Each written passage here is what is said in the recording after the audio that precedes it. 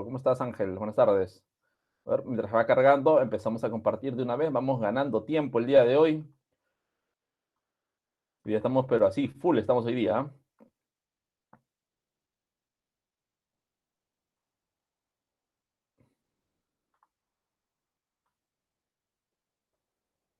¿Ah? Ahí está. Por supuesto, siempre, siempre con actitud positiva. Aquí todos somos positivos, definitivamente. Ahí están nuestras diapositivas. Compartimos. Y ya está. Muy bien, señores. Empezamos hablando entonces acerca de la literatura peruana. El día de hoy hablamos acerca de la vanguardia, queridos amigos. Empezamos hablando por este tema, empezamos abordando al vanguardismo y esto tiene en relación pues algo muy importante. Te dije en algún momento, te dije en literatura universal, en española, en latinoamericana y ahora en peruana también. La vanguardia lo asocias a qué década, señor. ¿A qué década? A los años 20. Muy bien, Jesús, correcto.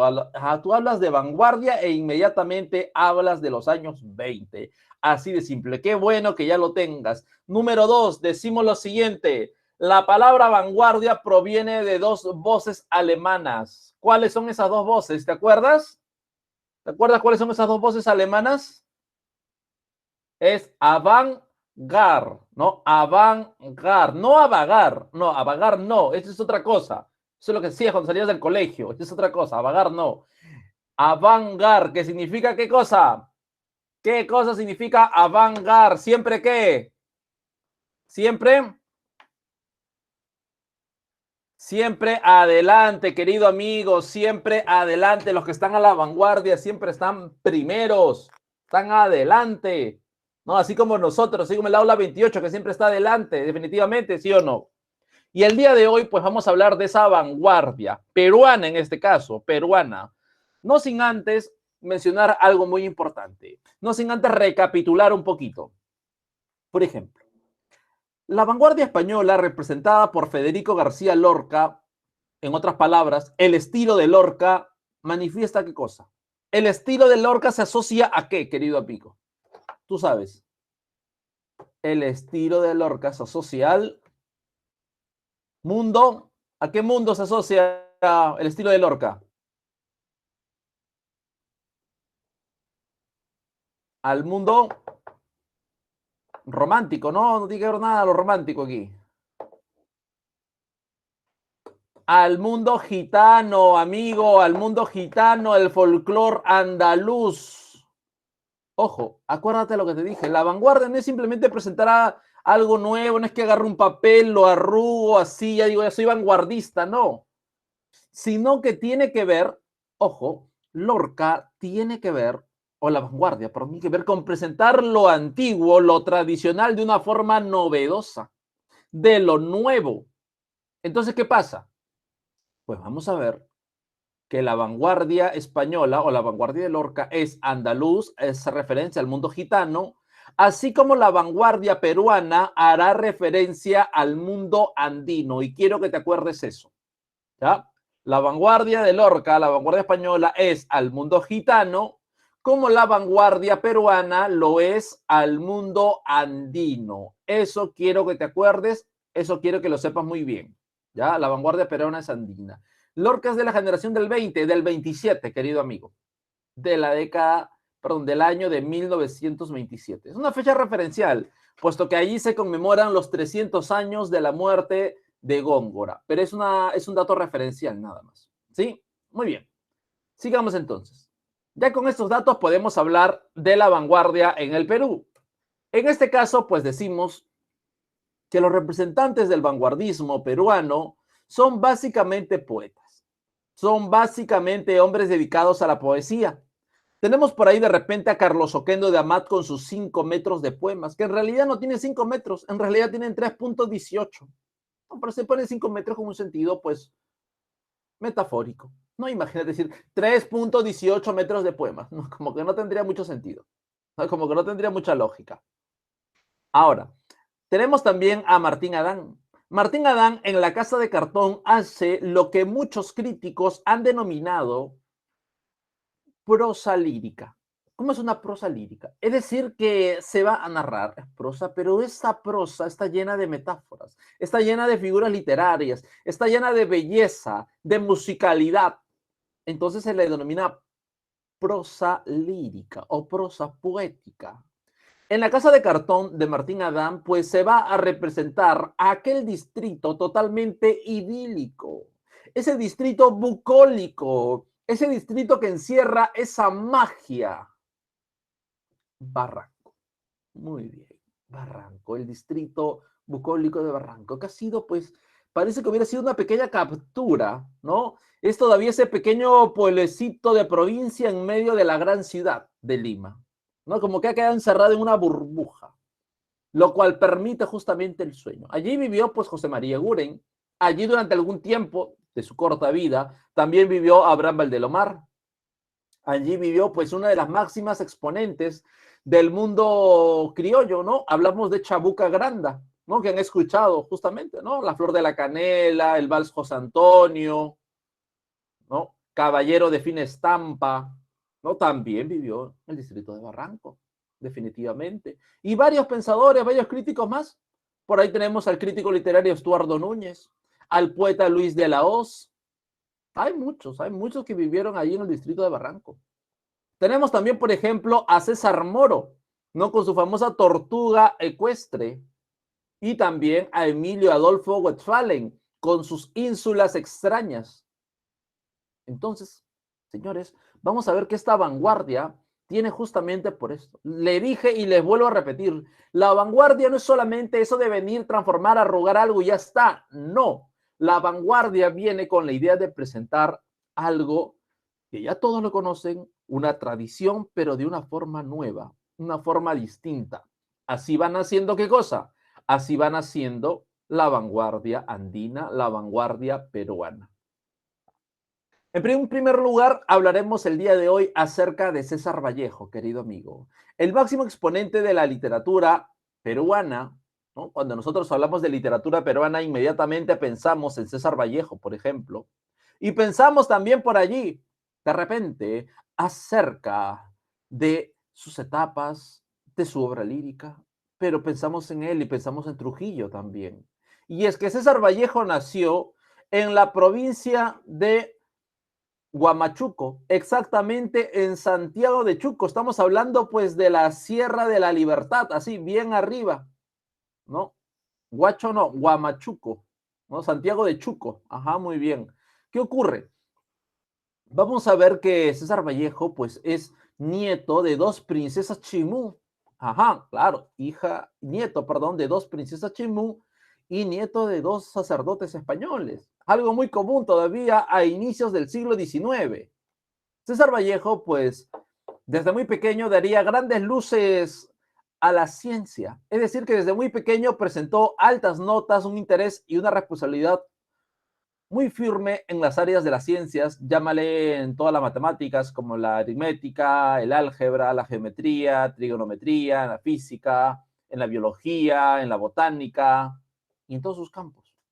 Así como ustedes, definitivamente. En la química también, definitivamente. Motivo por el cual su primera vocación sea la medicina y venga pues a Lima para estudiar en la famosa Escuela de Medicina, estamos hablando de San Fernando, ¿no? Que más tarde sería la Facultad de Medicina de San Marcos, y estudiaría allí, pero lamentablemente la precariedad económica le impiden continuar estos estudios, le es imposible sostenerse en Lima, así que regresa a Trujillo.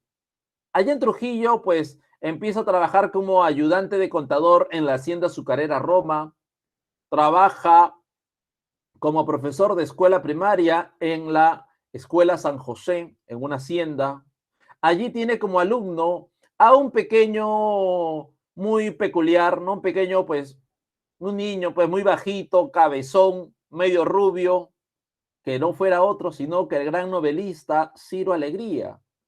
Más adelante, Alegría escribiría a manera de semblanza, un texto a manera de semblanza titulado El Vallejo que yo conocí, ¿no? Esa mirada de ese niño entre 9 y 10 años que mira justamente a su profesor de escuela primaria y que más adelante ambos serían pues esas dos luces de la literatura a inicios o en la primera mitad del siglo XX. César Vallejo pues regresaría ya no a Lima, no con esas intenciones de convertirse en médico, sino más bien que se trasladaría a Trujillo y estudiaría en la Universidad Nacional de Trujillo, donde más adelante pues formaría con otros jóvenes, así como él, jóvenes humanistas, formaría el famoso Grupo Norte, un grupo de intelectuales donde había ensayistas, poetas, filósofos, algunos artistas plásticos como Federico Esquerren, Macedonio de la Torre, y sobre todo, pues, un hombre que se daría muy vinculado a los ensayos y que más tarde daría luces de la política en nuestro país. Hablamos de Víctor Raúl Haya de la Torre, quien fundaría este grupo y que más adelante pues iría direccionándolo con matices mucho más políticos. ¿Qué sucede? Este grupo norte que empezó pues gestándose de forma de manera cultural y que poco a poco fue coqueteando pues con la política, causó grandes problemas al gobierno de turno.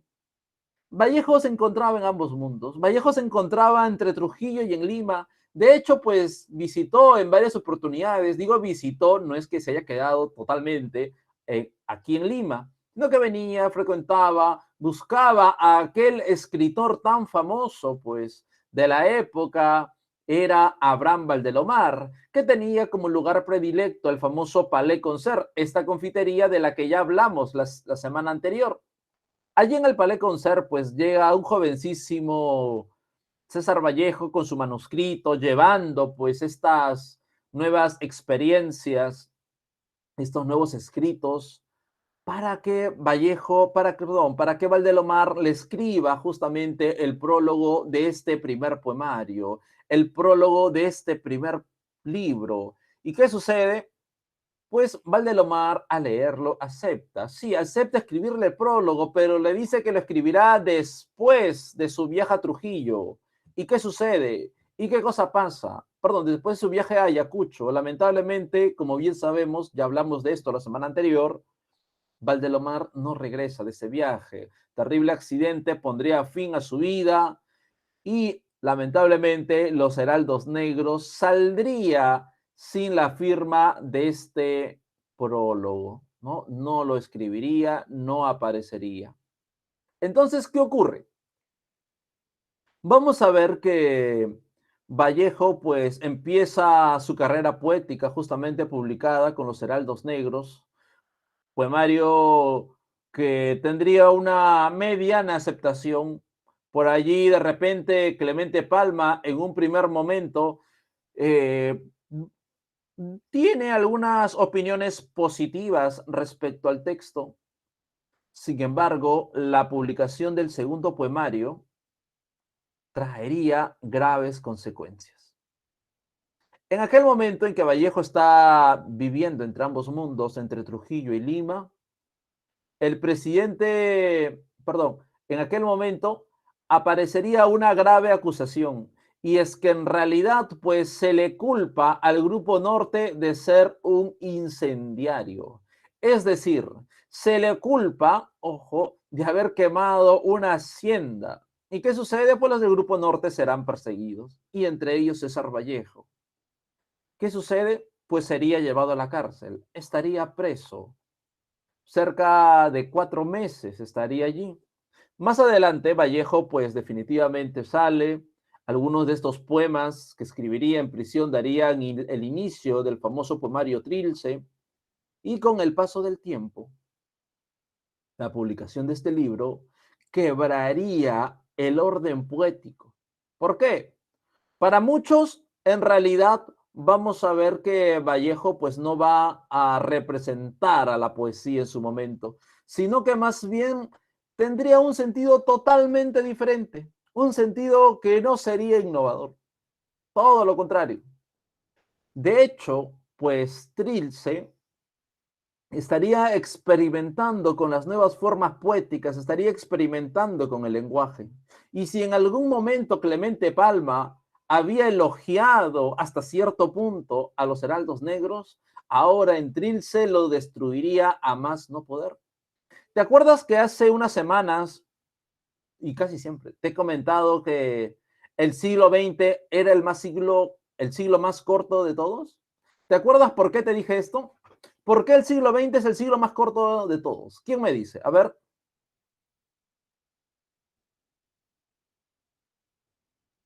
¿por qué? ¿Por qué el siglo corto era, por qué el siglo XX es el más corto de todos?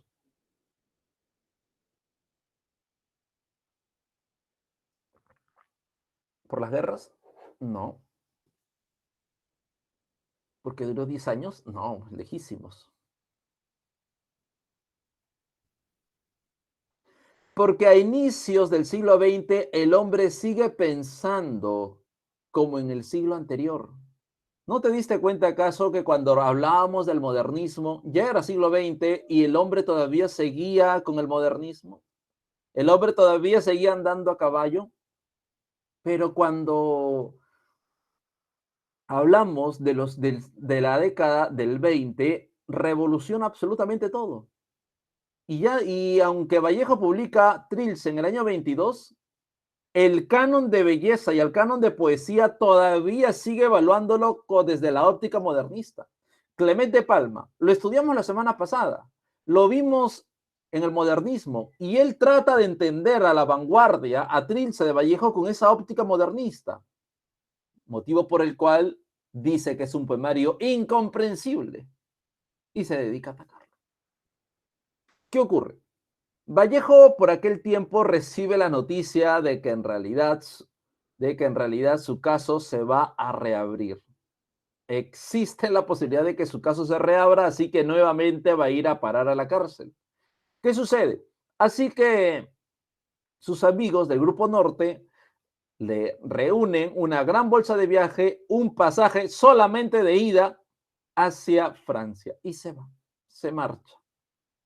¿Por qué? Ya sabes que nuevamente iba a ser llevado a prisión. Allí en Francia, pues conoce a Georgette Philippard, quien sería su compañera de vida. Viajarían por muchos lugares, estarían en Alemania, en Rusia, en España en el año 37. ¿Qué ocurre en España en el año 37? Tú ya sabes. ¿Qué ocurre en España año 37? ¿Qué está sucediendo? ¿Qué está sucediendo? ¿Qué Guerra está Civil pasando? Española. Muy bien, la famosa Guerra Civil año 37. Ahí está pues un Pablo Neruda, un Antonio Machado, está un Ernest Hemingway, John Dos Pasos, un Octavio Paz. Se encuentra ahí también. Entonces, ¿qué ocurre? Pues está en el año 37, sirve de motivo para escribir un poemario más y finalmente en el año 38 moriría sin regresar a Perú. ¿Qué ocurre?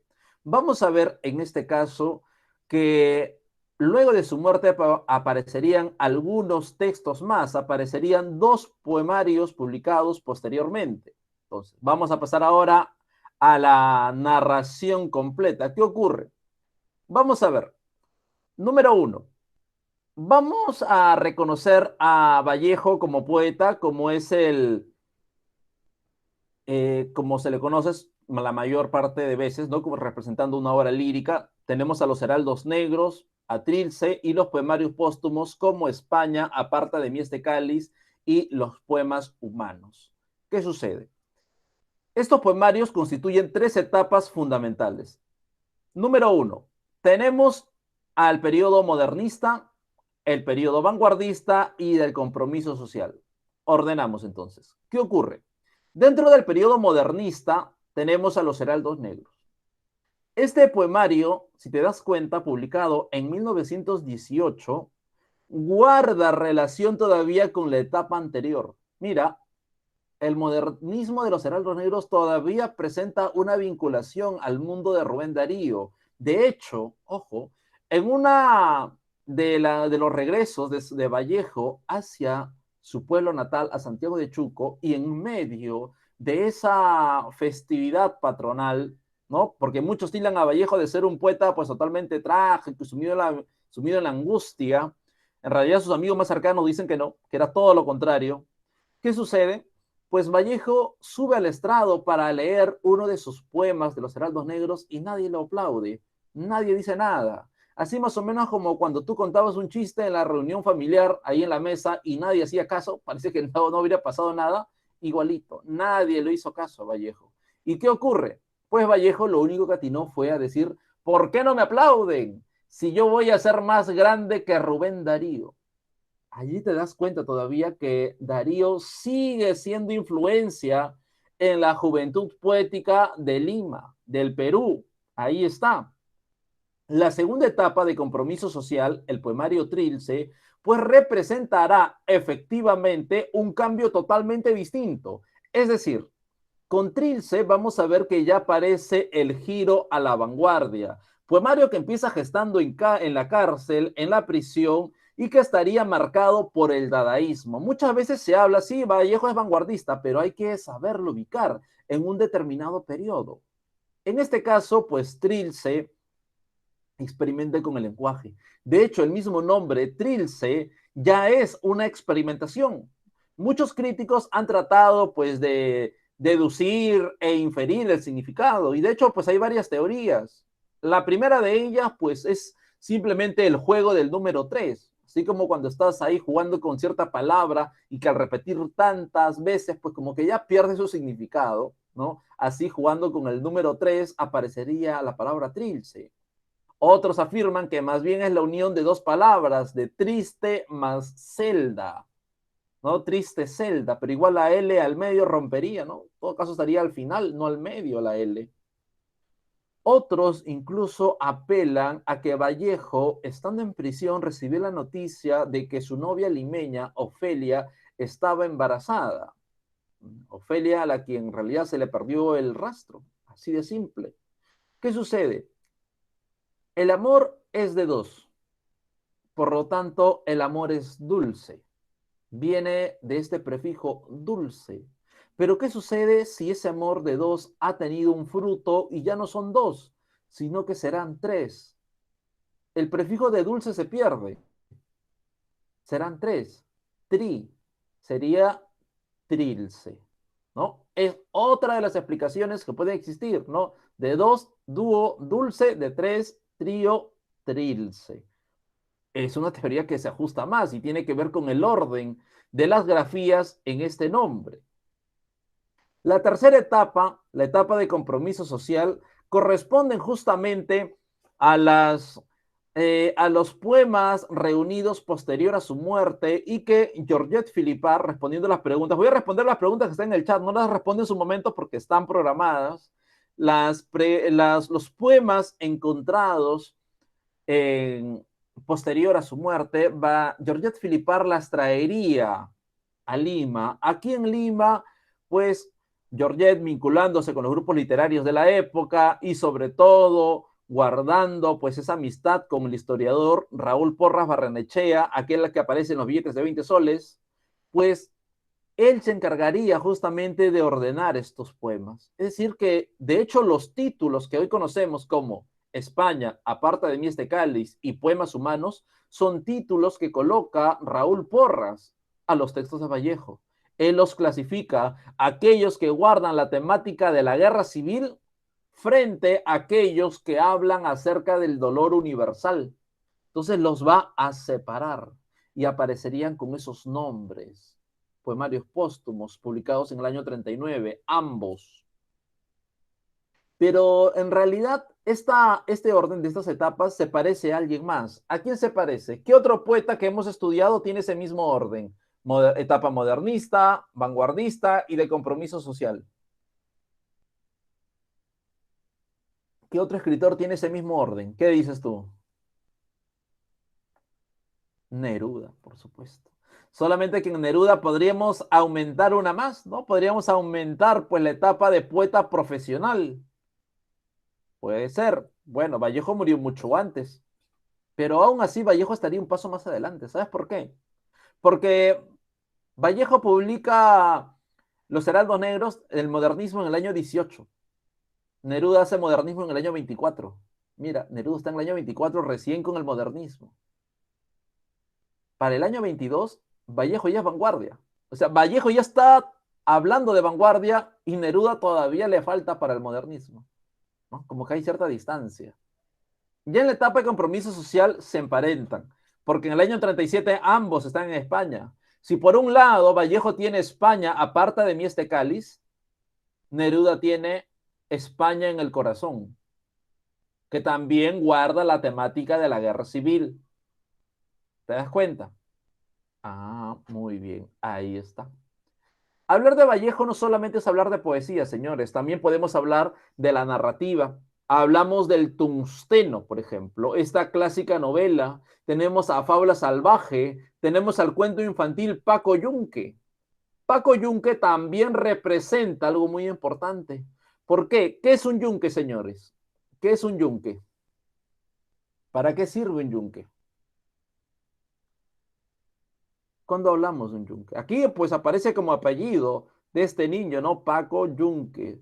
Este niño que será pues el hijo de la sirvienta de la hacienda, que irá a una escuela primaria y que en realidad pues será totalmente maltratado.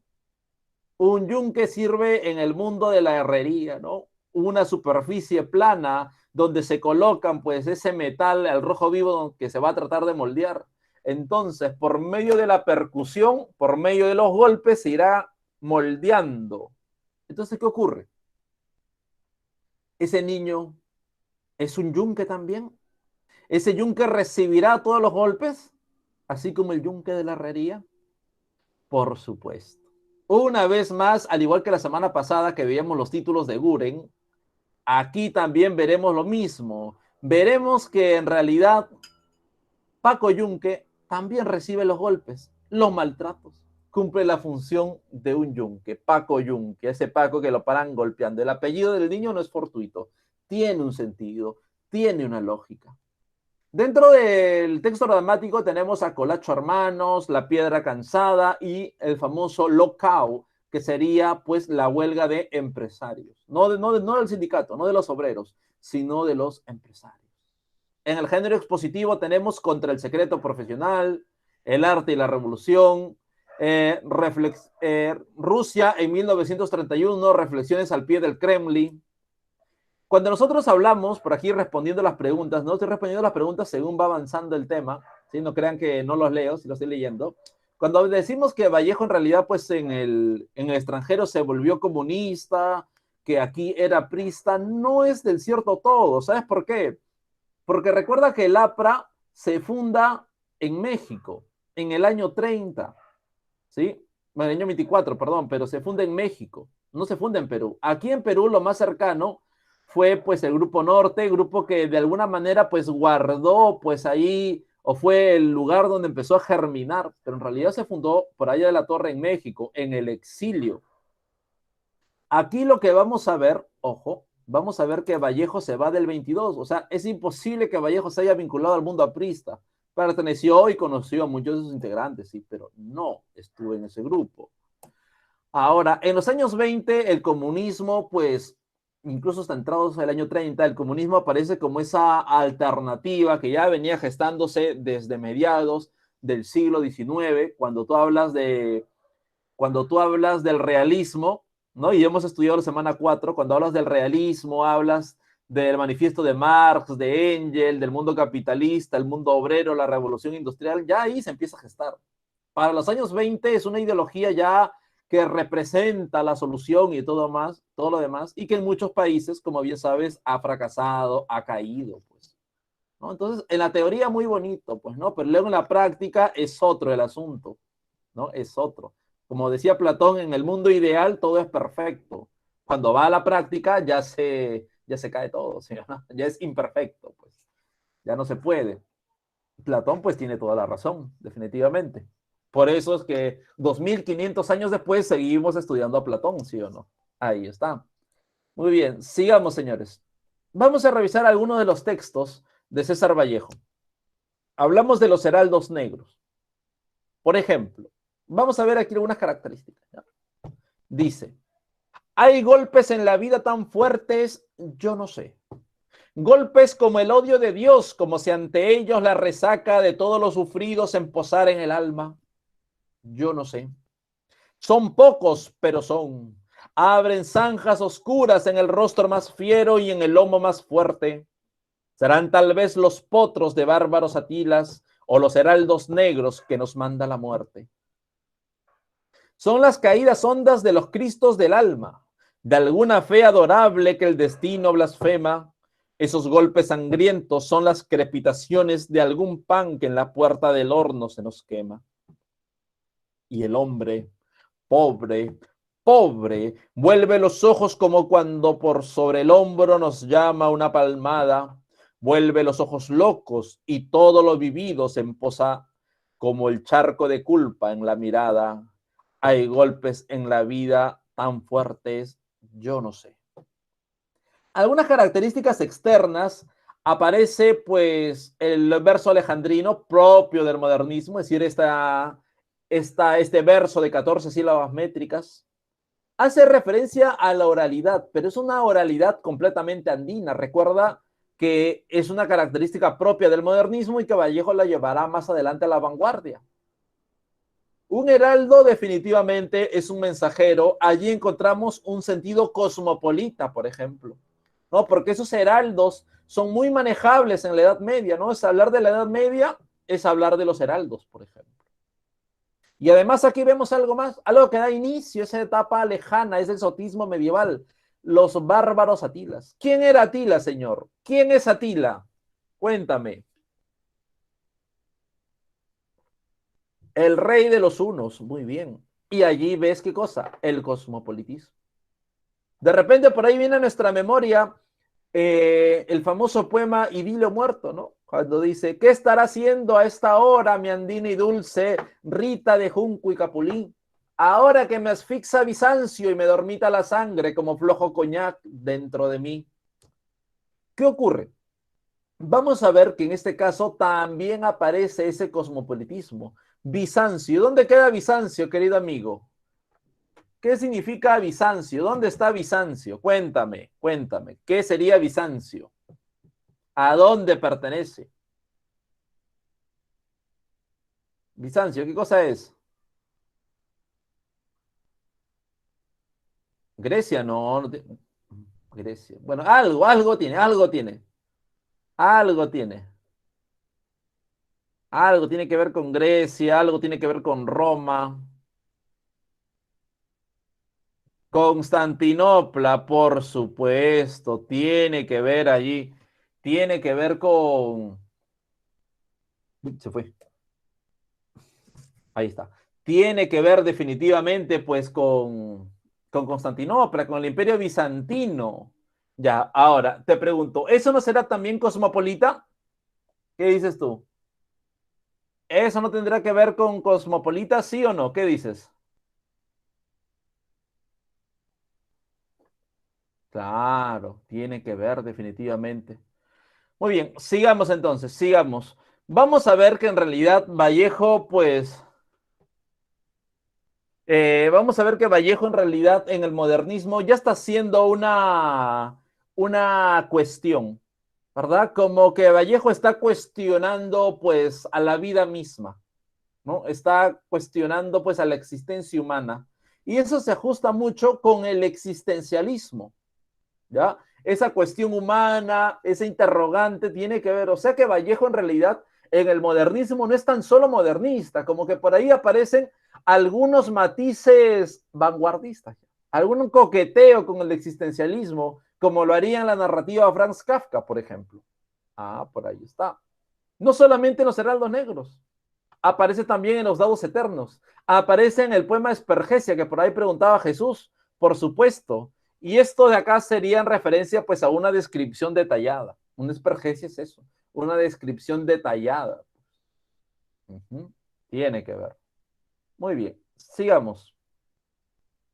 Vamos a ver también, por ejemplo, vamos a ver en la vanguardia que se juegan con otras formas. Número uno, hablamos pues de la experimentación del lenguaje. Por ejemplo, desde que hablamos de los títulos que van a estar marcados por señalados por números romanos. Por ejemplo, mira aquí en el trilce 18, ¿qué nos dice? O las cuatro paredes de la celda, a las cuatro paredes albicantes, que sin remedio dan al mismo número, criadero de nervios, mala brecha, por sus 4 rincones, como arranca, los darías arrojadas extremidades. Amorosa llevadera de innumerables llaves, si estuviera aquí, si vieras hasta qué hora son 4 estas paredes, contra ellas seríamos contigo los dos, más dos que nunca, y ni lloras, di libertadora. ¿Te das cuenta? Un poema totalmente hermético, de difícil comprensión, el cual necesitaría, obviamente, va a necesitar pues una interpretación más exacta, ¿no? O quizá en el Trilce 32, que nos dice 999 calorías, rum tram ras chas, serpintinica la U del bizcochero, acá estaría con bella, la U del bizcochero, enjirafada el tímpano, quien como los hielos, pero no quien como lo que va ni más ni menos, quien con el justo medio, 1000 calorías, azulea y ríe su gran cachaza el firmamento gringo, baja el sol empavado y le alborota los cascos el más frío. ¿Te das cuenta? ¿No? La U del bizcochero. Acá es con B, ¿ya? ¿Por qué? El bizcochero, claro, porque Vallejo cuenta pues una anécdota, bueno, Antenor Orrego cuenta en una anécdota, que Vallejo pues no, pues en la tarde pasaba así como antes vendían los pregones, ¿no? Vendían mazamorra, ¿no? El pan, lo de los tamales todavía persiste un poco, ¿no? En ciertos lugares, ¿no? Tamales, gritan. El bizcochero también pasaba gritando, vendiendo sus bizcochos, ¿no? Pero ¿qué sucede? Tenía un dejo muy particular el bizcochero, que no decía bizcochos, ¿no? Bizcochos, ¿no? Bizcuchos, decía, ¿no? Por eso hablaba de la U del bizcochero, ¿no? ¿No? Que era como llegaba, pues, este sentido, esta repetición sonora hacia los oídos, hasta los oídos de Vallejo, de Antenor Orrego, de Alcides Espelucín, ¿no? Esos integrantes del Grupo Norte. Vamos con otros poemas de Trilce, ¿no? Por ejemplo, el Trilce 13 nos dice: pienso en tu sexo, simplificado el corazón, pienso en tu sexo ante el híjar maduro del día, palpo el botón de dicha, está en sazón, y muere un sentimiento antiguo degenerado en seso. Pienso en tu sexo, surco más prolífico y armonioso que el vientre de la sombra, aunque la muerte concibe y pare de Dios mío, oh conciencia, pienso si en el bruto libre que goza donde quiere, donde puede, oh escándalo de miel de los crepúsculos, oh estruendo mudo, oh Dumont Nerset.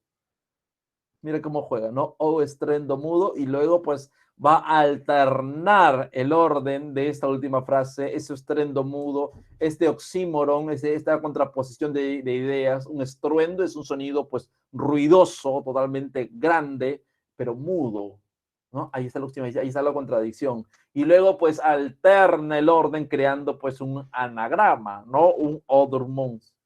Ahí está. El trilce número 2, por ejemplo.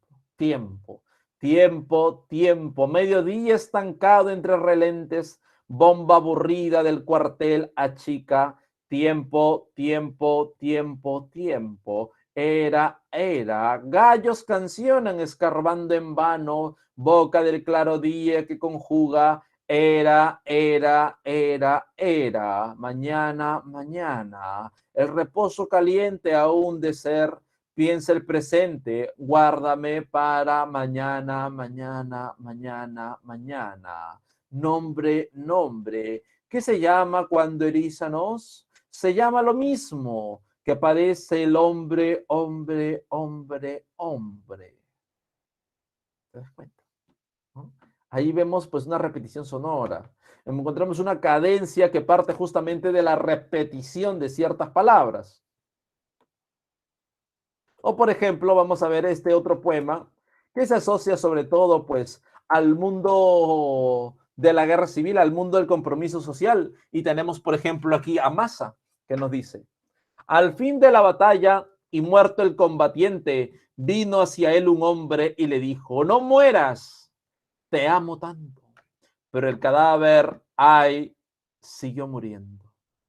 Se le acercaron dos y repitiéronle: no nos dejes, valor, vuelve a la vida. Pero el cadáver, ay, siguió muriendo.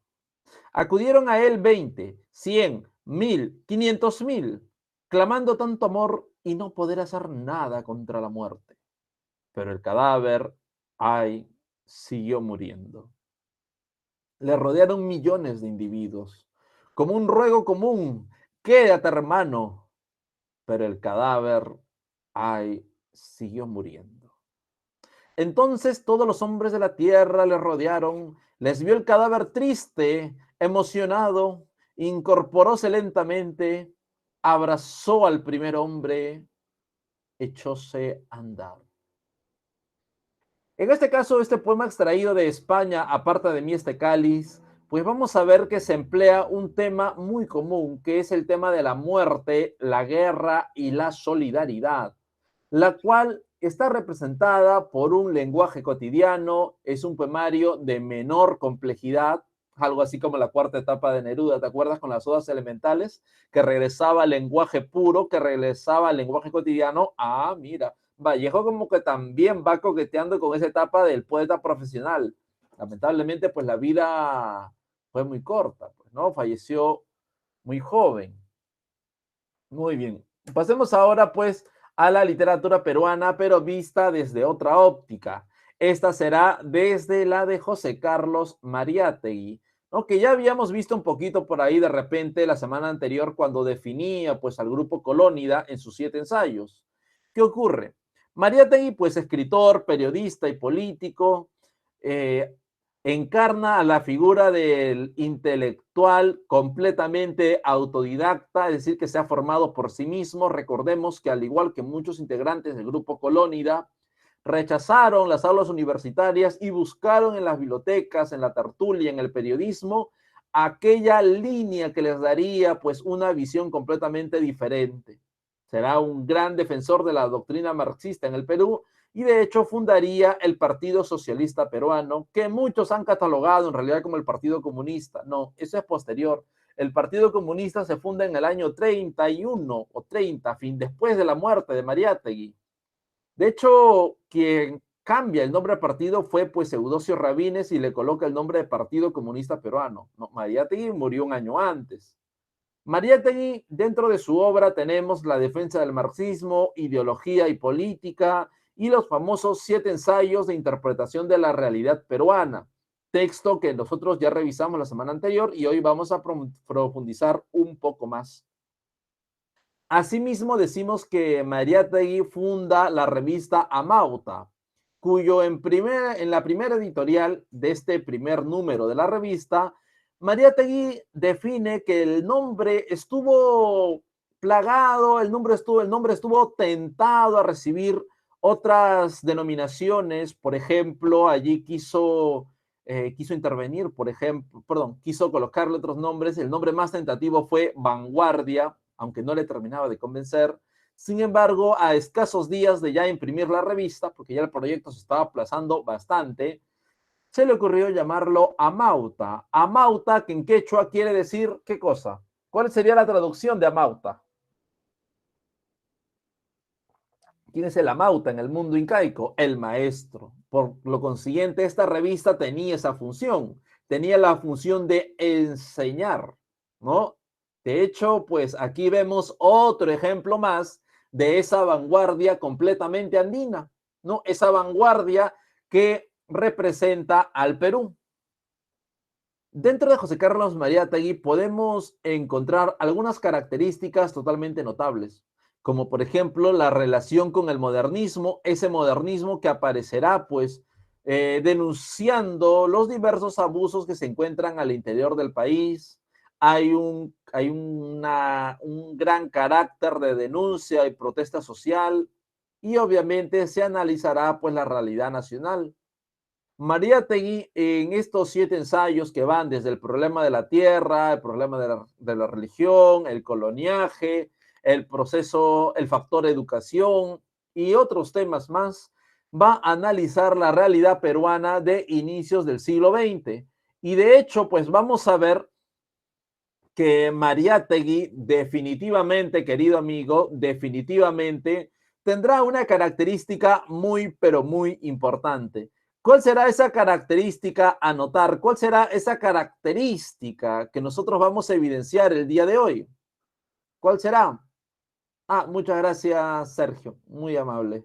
Muchas gracias. Vamos a ver que en realidad, pues estos textos vamos a ver que trabajarán con un sentido muy peculiar. ¿Por qué?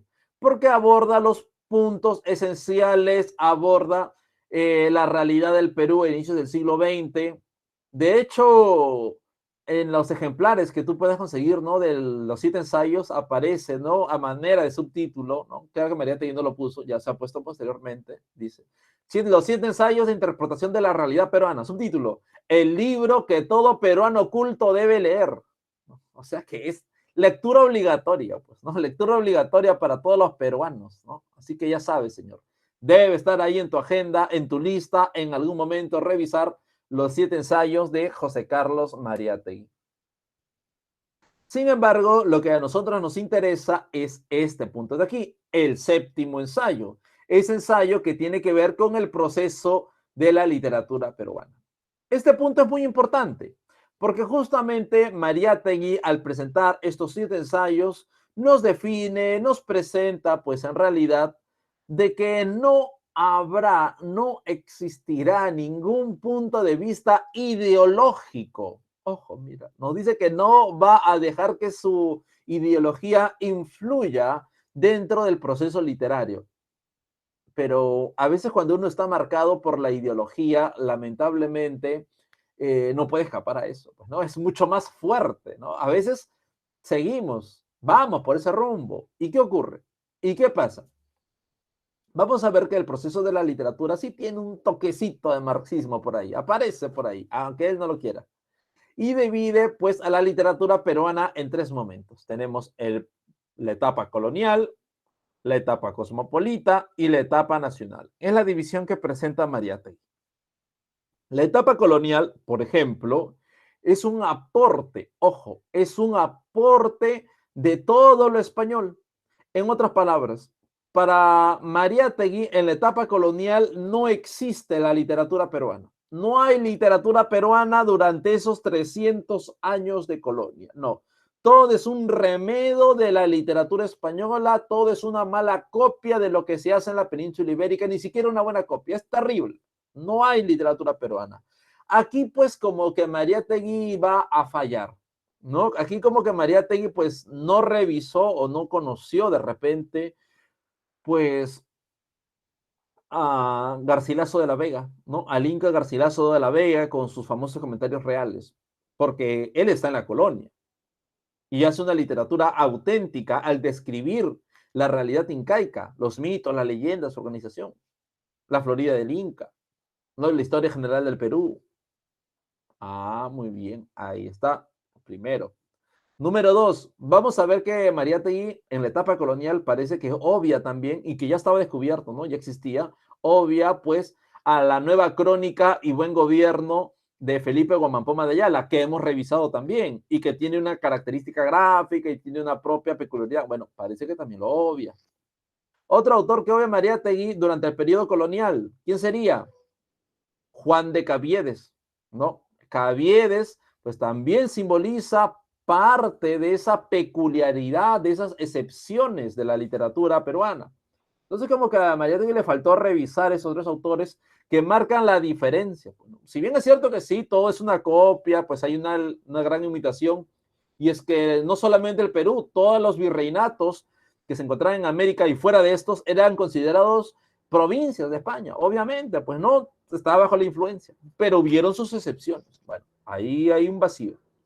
Por ahí a quien menciona en ese quiebre de lo colonial y pasando a lo cosmopolita y que lo menciona como un momento curioso sería pues a Mariano Melgar. A él sí lo pone en excepción, ¿no? A él sí lo pone como un momento curioso dentro de la literatura colonial, más ligado a la emancipación, como lo nombra como un precursor del romanticismo. Bien. En la segunda etapa, en la que Mariátegui define como cosmopolita y aparece el famoso influjo extranjero, encontramos a poetas que están coqueteando un poco con el modernismo, como que están llegando recién, pero que no terminan de cuajar esa realidad totalmente peruana. Por allí quizá aparece, no lo sé, por ahí aparece quizá, pues, ciertos autores que se encuentran en una especie de limbo.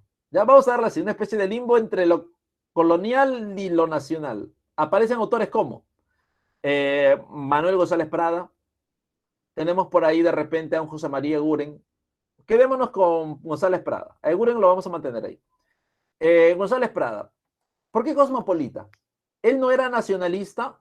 González Prada no hablaba en pro de la reivindicación ideológica del nuevo Perú y todo lo demás. ¿Sí? ¿Se acuerdan la semana pasada? Sí, ¿verdad? Ahí estaba. Pero también te acuerdas que la poesía de González Prada no se vinculaba al mundo francés, no se vinculaba, por ejemplo, al mundo alemán, los famosos triolet, ¿no se acuerdan por ahí? Entonces, ¿de qué nacionalismo hablamos? Tanto Vallejo, respondiendo a la pregunta de Jesús, tanto Vallejo como González Prada, perdón, como Mariátegui y tantos vanguardistas de la época, pues miraban a González Prada como el máximo maestro, pues, ¿no? Pero aún así hay sus diferencias, ¿ah? Aún así hay sus diferencias. Hay una, hay un sentido sí de que pudo haber sido dedicado, pero en el texto no aparece literalmente el nombre. Cuando tú revisas algunos autores, sí ponen la dedicatoria tal y como es. Por ejemplo, Al pie del acantilado, ¿no? Si has escuchado, de Ribeiro. Y abajito le pone a Hernando Cortés, que es un dramaturgo. No, Hernando Cortés es el que conquistó México, no, sino el dramaturgo peruano, ¿no? El profesor, el maestro de teatro, Hernando Cortés, se llama igual, ¿no? El conquistador de México. No, no, no, ese es otro. Pero en el caso de los dos eternos se deduce, se infiere, pero no aparece la dedicatoria como tal, pues, ¿no? No se puede.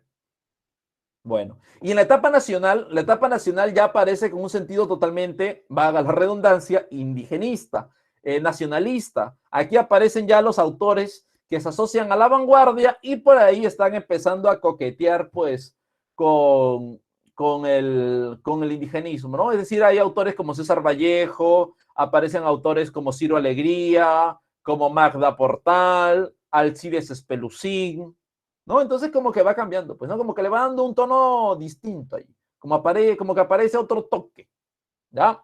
Muy bien. Bueno, así llegamos pues a la parte final. No sé si hay alguna pregunta, nos quedan 2 minutos. ¿Sí? ¿Nos quedan unos minutos todavía? ¿No? ¿Todo bien? Muy bien, dejo de compartir entonces y aprovecho en copiarles el quizzes de esta semana, ¿ya? A ver, dame un minutito. Todavía no te vayas, no te vayas todavía, quédate por aquí. Si no, después no vas a tener el quiz, no vas a tener cómo jugar, cómo responder. ¿Ya? Muy bien. Eh, si no hay ninguna pregunta, señores, ningún interrogante, ¿todo bien? Aquí está el quiz de la semana. Bueno, chicos, entonces, en ese caso, pues igual la recomendación de siempre, ya resuelvan el quiz y de acuerdo a aquello que en lo que se equivocan, aquello que no se acuerdan, aquello que han fallado, vuelvan a estudiar.